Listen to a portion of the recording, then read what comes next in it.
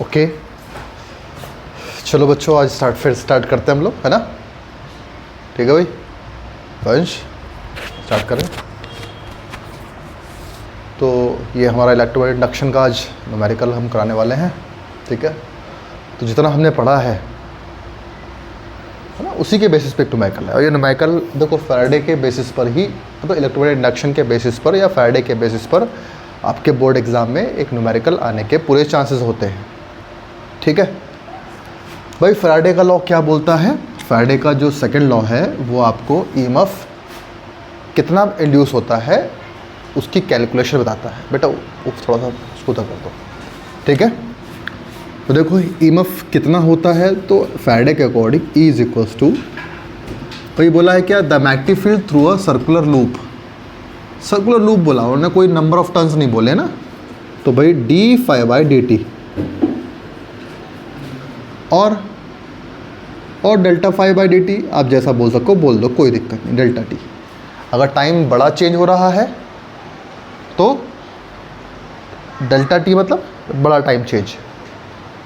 ठीक है, तो जब टाइम बड़ा चेंज होगा तो फ्लक्स भी ज़्यादा चेंज होगा, तो वो भी डेल्टा होगा। क्वेश्चन क्या बोल रहा है? इलेक्ट्रोमैग्नेटिक इंडक्शन के बेसिस पे है, ईएमएफ निकालने के लिए बोला है। तो आपको बिल्कुल एक चीज़ तो दिमाग में सेट कर लेना चाहिए, E बराबर delta ∅ by delta t। What is delta ∅? Magnetic flux. Delta ∅ B, it is a magnetic flux. तो क्वेश्चन क्या है कि the magnetic field through a circular loop, एक सर्कुलर लूप है, उसके अंदर जो उसमें जो मैग्नेटिक फील्ड है और वो जो वायर है, उसकी जो सर्कुलर लूप है और उसकी जो वायर है 12 सेंटीमीटर रेडियस की है। यानी एक सर्कुलर लूप है, उसके अंदर मैग्नेटिक फील्ड है, उसमें मैग्नेटिक फील्ड है, मैग्नेटिक फील्ड में सर्कुलर लूप है और उसका रेडियस क्या है, 12 सेंटीमीटर। और जो सर्कुलर लूप है उसका जो रेजिस्टेंस है वो 8.5 ओम है। 8.5 ओम का रेजिस्टेंस है, 8.5 ओम रेजिस्टेंस है। Changes with time, what is changes? शुरुआत में किसके बारे में बोला था? मैग्नेटिक फील्ड के बारे में। तो मैग्नेटिक फील्ड के बारे में ही बोल रहा है कि वो मैग्नेटिक फील्ड समय के साथ चेंज हो रहा है। वो ऐसे चेंज हो रहा है as a shown in figure. वो फिगर में दिखा दिया कि मैग्नेटिक फील्ड इस तरीके से चेंज हो रहा है किसी सर्कुलर लूप में। यानी कोई सर्कुलर लूप है, ये सर्कुलर लूप है, इसमें मैग्नेटिक फील्ड लिंक है, मैग्नेटिक फील्ड इसके अंदर लिंक है और ये मैग्नेटिक फील्ड इसके अंदर चेंज हो रहा है, इस तरीके से चेंज हो रहा है। ठीक है, अब the magnetic field is perpendicular to the plane. ये जो मैग्नेटिक फील्ड है ये प्लेन पे कैसा है? परपेंडिकुलर। प्लेन पे कैसा बेटा है? परपेंडिकुलर। अब प्लेन पे मैंने आपसे पहले ही बोला है, प्लेन पे परपेंडिकुलर मतलब होता है एरिया वेक्टर और मैग्नेटिक फील्ड दोनों कैसे हो गए? तो थीटा कितना हो गया? ये हमेशा याद रखना, आपसे हमेशा क्वेश्चन में यही बात बोलेगा कि magnetic field perpendicular to the plane, magnetic field along with the plane. जब भी आपसे ऐसा बोले, परपेंडिकुलर बोले तो थीटा 90 मत करना, थीटा होगा 0 डिग्री।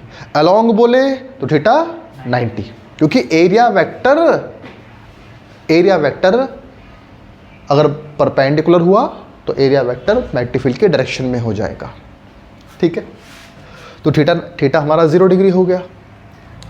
तो यहाँ पे हमारा एरिया तो नहीं चेंज हो रहा है, एरिया हमारा कैसा है? कांस्टेंट। क्या चेंज हो रहा है? मैग्नेटिक फील्ड चेंज हो रहा है टाइम के साथ, इस तरीके से चेंज हो रहा है। ठीक है, ये बोल दिया। Calculate the induced current, induced current निकालना है हमें। करंट निकालने के लिए हमें फॉर्मूला पता होता है, करंट का और ईएमएफ का फॉर्मूला रिलेशन क्या है? I is equals to E upon R हमें दे रखा है। R क्या दे रखा है? 8.5 ओम, 8.5 ओम। पहले E निकाल लो, फिर I निकाल लेना आप लोग। E हमें निकालना है, फॉर्मूला हमें पता है फैराडे का सेकंड लॉ से, delta ∅ by delta t। Since E is equals to delta ∅b by delta t। ठीक है, अब डेल्टा ∅b मीन्स क्या होता है? Delta ∅b means B into A। Five बराबर क्या होता है? BA cos theta. Theta 0 degree है, शुरू में बोल दिया, तो ∅b इज इक्वल्स टू है B into A cos 0। cos 0 की वैल्यू 1 हो गई। अब upon delta T, A constant है, ए को आगे कर लो, तो A into delta B upon delta T, A into delta B upon delta T. अब हम ईएमएफ निकालते हैं, ये हमारा रिलेशन तैयार हो गया है। अब देखो डेल्टा बी मतलब क्या होता है, डेल्टा बी मतलब change in magnetic field with change in time. Delta हम जब लगाते हैं जब बड़ा चेंज होता है, डी हम जब लगाते हैं जब छोटा चेंज होता है। अभी बोलो देखो, ये टाइम टी सेकंड में दे रखा है, मैग्नेटिक फील्ड टेस्ला में दे रखा है, ठीक है। टाइम हमारा चेंज हुआ 0 से 2 सेकंड का, 0 से 2 सेकंड तो बहुत ठीक ठाक टाइम है। अब टाइम चेंज हुआ 0 से 2 सेकंड का, मैग्नेटिक फील्ड हो गया 0 से 1 टेस्ला। मैग्नेटिक फील्ड कितना चेंज हुआ, 0 से 1 टेस्ला। तो हम पहली कंडीशन निकालते हैं, फर्स्ट कंडीशन, जब टाइम चेंज हुआ 0 to 2 सेकंड। क्यों भाई, टाइम कहाँ चेंज हुआ, 0 से 2 सेकंड का टाइम चेंज हुआ, ठीक है। या ऐसा बोल दो आप कि टाइम जो था हमारा वो चेंज हुआ ऐसे, या फिर जैसे भी आपको आसान लगता है, बच्चे ज़्यादातर इसी तरीके से करते हैं, 2t बराबर 2 सेकंड का टाइम जब ये टाइम चेंज हुआ। तो मैग्नेटिक फील्ड कहाँ चेंज हुआ, ये t1 मान लो ये, तो मैग्नेटिक फील्ड कितना हुआ, 0 से 1 टेस्ला।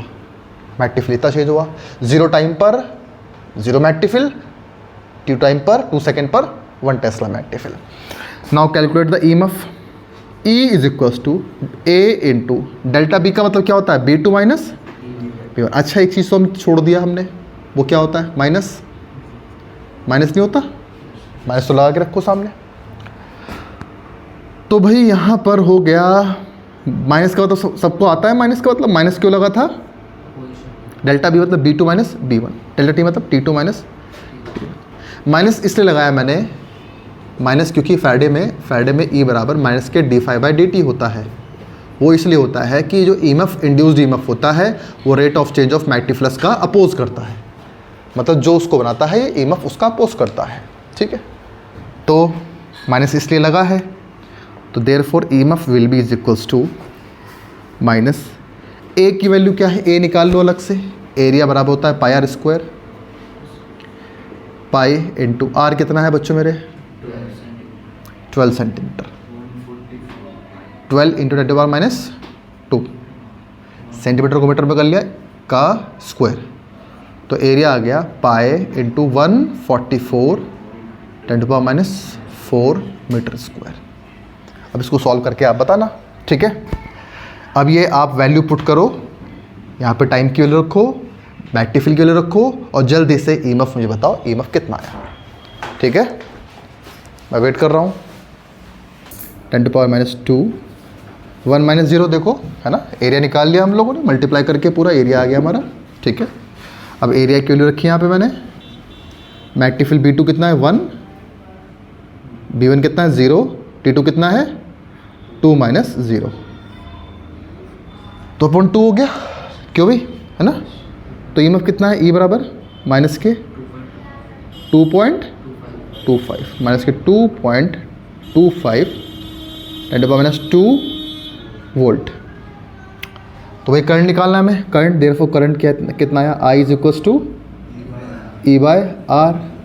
ये कितना है, माइनस के 2.25 10⁻² अपॉन 8.5, और डिवाइड करो बेटा, इसे डिवाइड करके बताओ कितना आंसर आएगा, जल्दी से निकालो आंसर।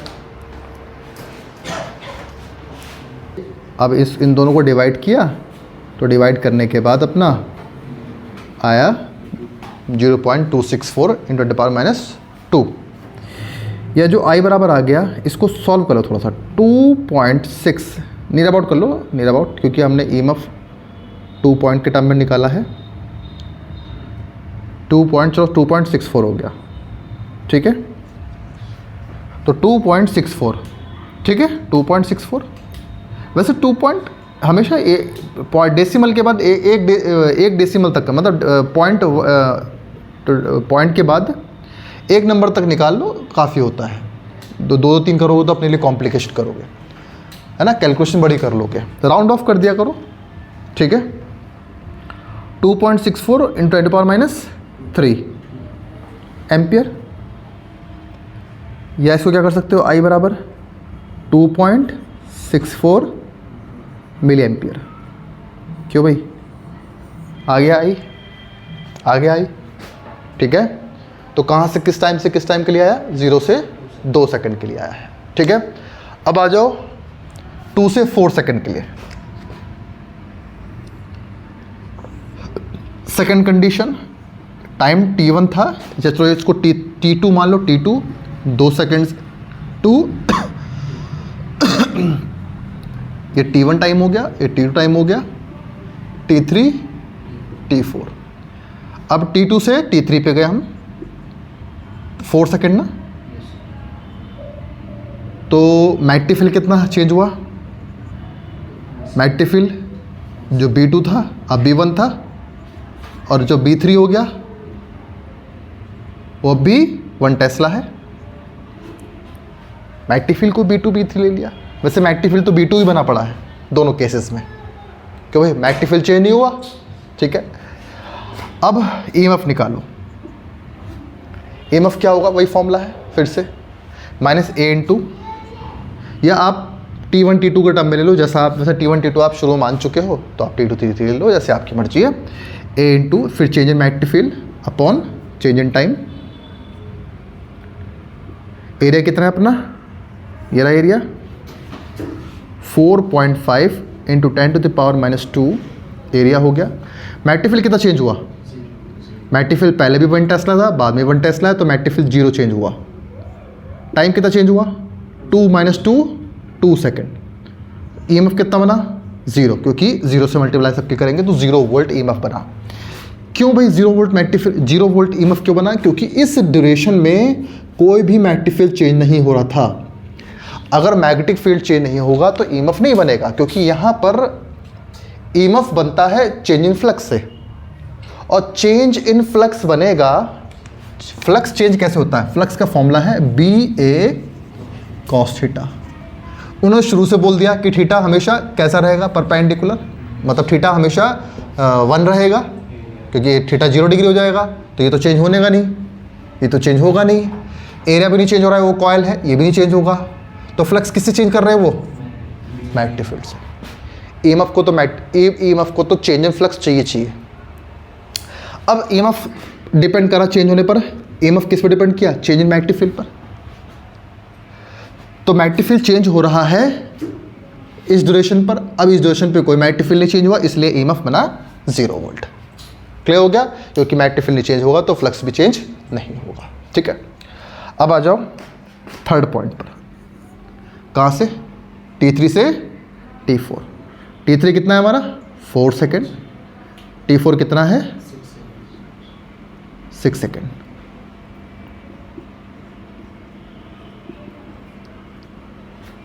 ठीक है बेटा, फॉर्मूला वही है अपना। मैग्नेटिक फील्ड कितना था, B3 कितना हो गया, 1 टेस्ला, B4 कितना हो गया, 0 टेस्ला। मैग्नेटिक फील्ड चेंज हुआ है, कोई दिक्कत नहीं है। EMF बताओ, -A into delta B upon delta T, वही फॉर्मूला है अपना। डेल्टा B चेंज कितना हुआ, B4 माइनस B3, A कितना है 4.5, माइनस लगाते रहो सामने, फॉर्मूला वो साइन मत छोड़ना, 4.5 10⁻² इंटू मैग्नेटिक फील्ड कितना चेंज हुआ, 0 माइनस B4 माइनस B3 करेंगे, फाइनल माइनस इनिशियल। फाइनल कितना मैग्नेटिक फील्ड है, 0 माइनस 1 अपॉन टाइम कितना चेंज हुआ, 6 माइनस 4, तो EMF आया अपना माइनस का 4.5 10⁻² इंटू माइनस का 1 अपॉन 2, माइनस प्लस हो गया, हाँ 4.5 10⁻² अपॉन 2, जो कि 4.5 ना,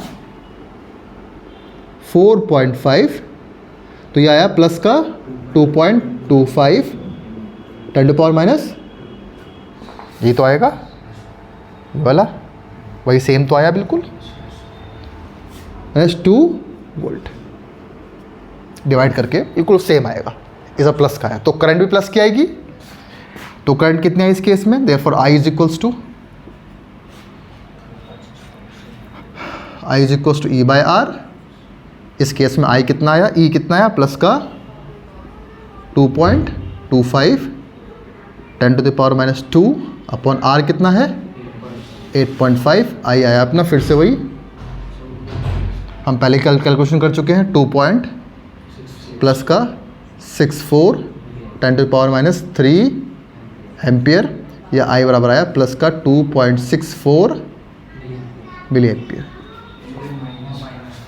यहाँ माइनस का है, हाँ ठीक है बेटा, क्लियर हो गया, ठीक। टाइम चेंज हो रहा है लेकिन करंट कितनी बनी पड़ी है, माइनस का 2.64। टाइम चेंज हो रहा है लेकिन करंट कितनी है, यहाँ पे करंट नहीं बताइए आपने, यहाँ पे करंट कितनी होगी बेटा, 0। भाई I भी तो कितना होगा, देयरफॉर I बराबर E/R, तो करंट भी 0 होगी। तो करंट भी नहीं बनी, यहाँ पे 0 वोल्ट है। अगर पोटेंशियल नहीं है तो करंट भी नहीं है। तो टाइम चेंज हुआ लेकिन यहाँ पे करंट 0 बनी पड़ी है।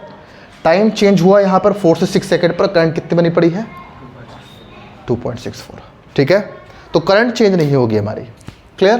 तो अब मैं ग्राफ बना लेता हूँ, इसको रफ कर दो बेटा, या यहीं पे ग्राफ बना लेता हूँ, यहीं पे इस जगह ग्राफ कैसा बनेगा, ग्राफ ऐसा बनेगा। देखो यहाँ पे क्या है, टाइम, यहाँ पे करंट है, यहाँ पे प्लस का, करंट को मैं रखता हूँ मिली एम्पियर में, ठीक है, प्लस का 2.64 और माइनस का 2.64 मिली एम्पियर, ठीक है।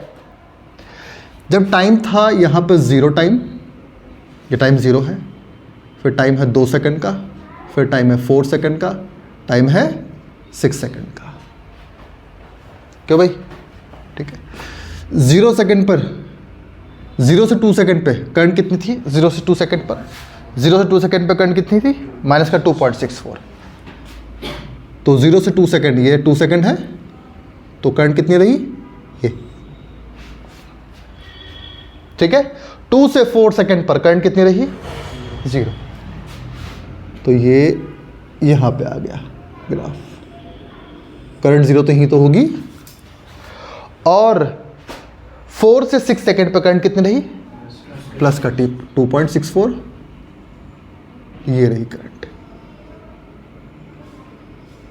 क्यों बच्चों मेरे,